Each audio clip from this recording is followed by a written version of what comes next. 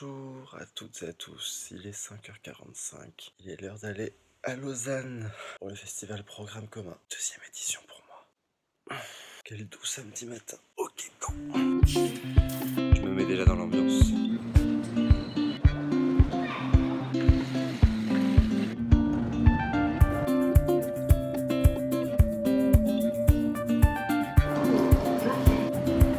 Mais c'est merveilleux, il y a un soleil de dingue. Ok, donc c'est parti, premier spectacle à 14h à l'Arsenic et ce sera Joël Maillard, imposture posthume. J'ai bien aimé parce que dans sa bio, on marque, il a d'abord été obsédé par l'idée de placer le spectateur dans la pièce plutôt que face à la pièce, et puis ça lui a passé d'un coup. Et c'est bien, faut tenter des choses parfois, puis ça passe d'un coup. Là, on va dans une anticipation, puisque c'est la chute du tout numérique. Plus rien de numérique qui fonctionne, autant dire la fin de ma vie. Et il reste un seul manuscrit. Témoin du 21e siècle en Europe occidentale, et c'est le sien, et on va l'écouter.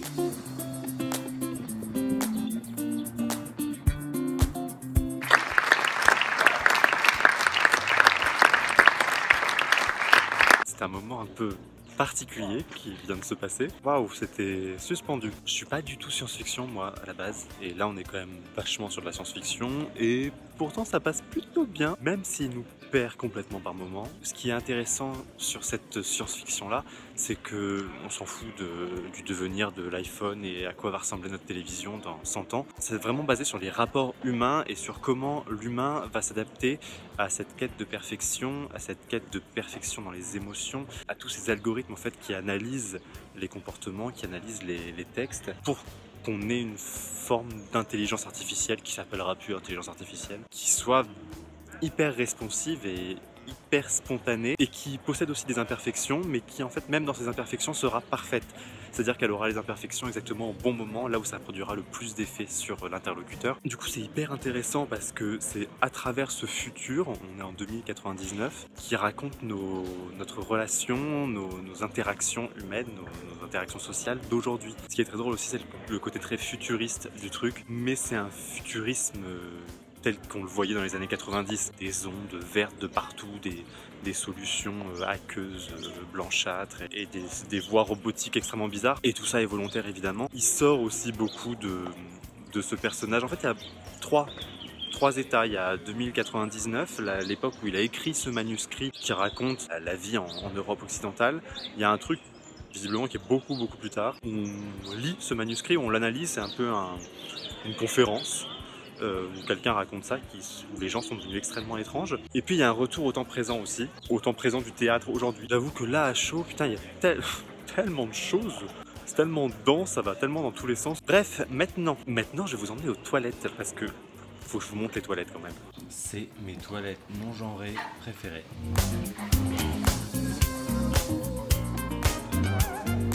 Donc maintenant on enchaîne avec Marion Duval qui présente Cécile. Alors dans le programme, elle parle beaucoup des coachs en comportement, des TED Talks, des youtubeurs, bonjour, et des techniques oratoires qui sont développées pour avoir un discours qui s'adresse à tout le monde et toucher la plus grande audience possible. Alors on fait une petite pause. On va pas appeler ça un entracte, on va appeler ça une petite pause. On est face à un petit ovni théâtral. On en reparlera à la fin, quand tout sera plus clair. Non mais si, quand même, 2-3 mots. Parce que c'est une prise de parole, c'est une fille qui s'appelle Cécile, qui raconte sa vie. Il y a un truc hyper spontané, hyper naturel, en adresse au public. Vraiment l'air du témoignage comme on le fait face caméra, comme je le fais là, sauf qu'il n'y a pas de montage. Et puis il y a beaucoup de digressions, on a l'impression que rien n'est écrit. Et en même temps, je sens une petite entourloupe là-dedans. C'est bien que je le dise à l'entracte, comme ça à la fin on verra. Mais en tout cas c'est hyper maîtrisé, la façon d'utiliser le témoignage, parce que elle a beau être spontanée dans la vie, je pense que même si elle est réellement comme ça dans la vie, tu ne peux pas jouer 4, 5, 6 fois de suite ce spectacle en gardant la même spontanéité alors que tu racontes tous les soirs la même chose aux gens. Tu as des automatismes normalement. Donc il y a quand même un grand travail là-dessus, sur garder l'authenticité du témoignage. Et puis là il y a le théâtre qui débarque. Le théâtre qui débarque avec des objets, des décors, des mises en scène, des lumières. Enfin, on a passé quasiment 1h30 à juste l'écouter parler, elle sur un tabouret et sa bouteille d'eau. Pas très écolo d'ailleurs la bouteille d'eau. Une gourde, hein, c'est... Bon, ça aurait été mieux. Voilà, j'adore ce fond. Je vais le garder toujours.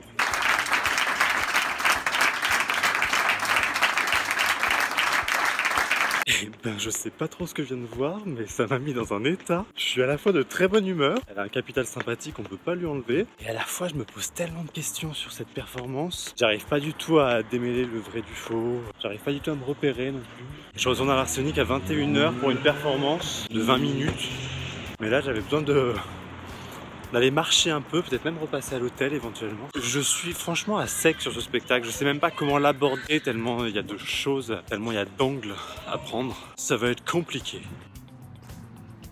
Je crois que c'est une blague les penses ici. Cette fille te raconte sa vie mais elle a une vie complètement dingue. Et il y a des marqueurs de chapitres et à un moment elle en squeeze certains complètement parce que il y a trop de choses. Il y en a 2-3 à la fin où elle développe même pas. Enfin, elle dit même rien, elle les calcule pas. Mais elle est allée en Mongolie faire du clown au milieu de la steppe. Elle a travaillé avec des personnes en situation de handicap mental qu'elle a emmené en Espagne en bus. Après, elle était clown dans les milieux hospitaliers pour les enfants atteints de cancer. Elle a fait des partouzes géantes pour des activistes écologistes. Et là, elle est sur une scène du théâtre. Elle te raconte tout ça en mode complètement décousu. L'air de rien, j'ai pas appris de texte. Elle débarque dans le public, juste en peignoir, la schneck à l'air. Tu te dis mais qu'est-ce qui se passe? Qui est cette personne? Bon, c'était une mini pause, mais des plus utiles en tout cas. J'allais pas tenir jusqu'au bout. Et donc maintenant il est temps de repartir pour Gilles Furtwängler. Pour un peu squeeze, c'est une installation en fait qui est visible en permanence à l'Arsenic. Et il y a des petites performances de 20-30 minutes pendant dans l'installation. Donc c'est ça qui m'intéressait. Et ensuite, il y a la soirée d'ouverture à Vidi. Enfin, encore beaucoup de marche tout ça. Let's go!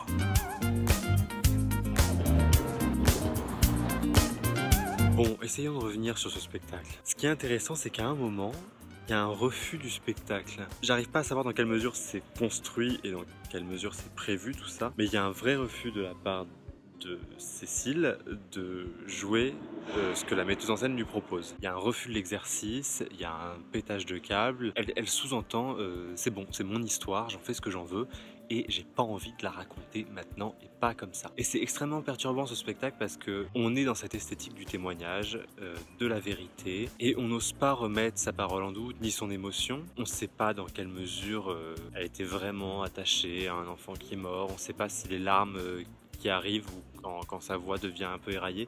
On ne sait pas dans quelle mesure c'est réel tout ça. On ne sait pas si c'est joué ou si ça survient et est-ce que demain soir, lorsqu'elle rejouera la pièce, elle aura de l'émotion, même moment, même endroit. Précise à chaque fois, tout le temps, ah bah aujourd'hui c'est n'importe quoi, oh bah je suis en roue libre, j'y arrive pas aujourd'hui. Ça me paraît extrêmement bien cadré. Et c'est ça qui est merveilleux en même temps. Je vais pas bouder mon plaisir.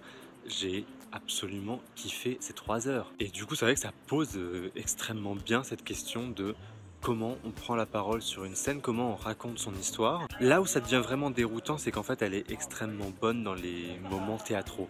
Le moment de comédie musicale, par exemple. Alors moi, en plus, c'est terrible parce que moi, la pire comédie musicale du monde, ça me reste en tête et j'adore. Et là, je trouvais que c'était trop bien comme moment de musical. J'avais envie de voir le spectacle en entier. Ah, je me souviens plus de la chanson. Parce que pour le coup, je trouve que quand le spectaculaire débarque, il débarque vraiment. Et à la fois, il y a ce contraste avec des images très documentaires. Son voyage en Mongolie, bon bah clairement les images sont pas inventées. Ou alors elles sont très très douées pour monter ce genre d'images. Enfin bref, c'est l'heure de la performance. On y va. Et regardez le petit billet qu'ils ont ici. C'est des tout petits billets. Ce qui me frustre un tout petit peu puisque le jour où je ferai un ticket haul avec ça, bah, je saurais pas ce que c'est. Bon, c'était le genre de performance où on peut vite être buté par la forme et effectivement ça a été le cas, donc du coup les 20 minutes sont passées sans que j'ai le temps vraiment de rentrer dans le concept, même si ça avait l'air très intéressant sur le papier. Et maintenant j'enchaîne avec West Wild Show parce que j'avais pas du tout prévu de le voir et finalement bah j'y vais.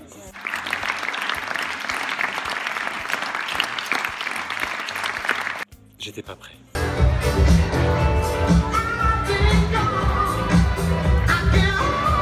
Ok, vlog update. Donc là j'étais au théâtre de Vidi parce que c'était la soirée d'ouverture. C'était hyper chouette. J'ai notamment appris que Angelica Lidl avait vu ma vidéo sur The Scarlet Letter. J'ai failli m'évanouir. Je reviens quand même sur les 2 spectacles que j'ai vus juste avant à l'Arsenic parce que j'ai pas dit grand chose dessus.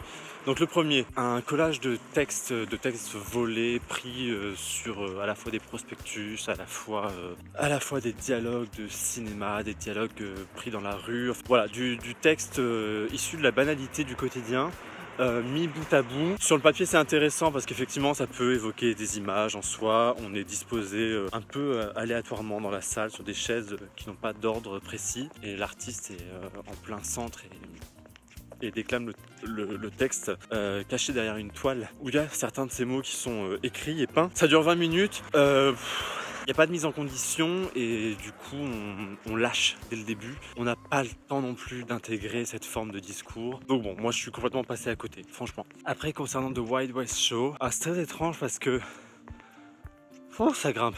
On arrive donc dans une salle où on est en déambulation, dans le noir complet. Vous connaissez ma passion pour les spectacles où on n'est pas assis. Et puis bon, progressivement il se passe des choses quand même. Et on a ces 3 personnages qui dessinent, 3 personnages extrêmement américains, très maquillés, un peu maquillés à la Trump avec les yeux plus clairs que le reste du visage. La mèche, les tenues de cow-boy et surtout un vide dans la parole. Ça commence déjà par ce challenge physique.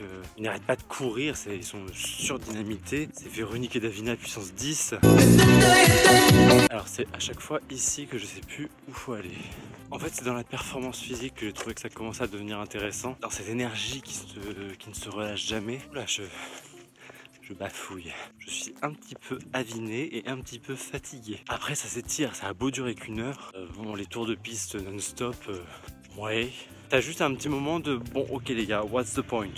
Après, on a un one-man show où en gros le mec veut donner la parole à un petit bout de bois. Et là, bizarrement, c'est un peu la thématique de la journée. Il reprend tous les codes du discours pour créer un événement en parole, alors même qu'il n'y a aucune raison d'en créer un événement. C'est-à-dire qu'il ne se passe absolument rien, c'est juste un bout de bois. Et pourtant, ça devient fascinant, ça devient captivant, parce que c'est un bon orateur.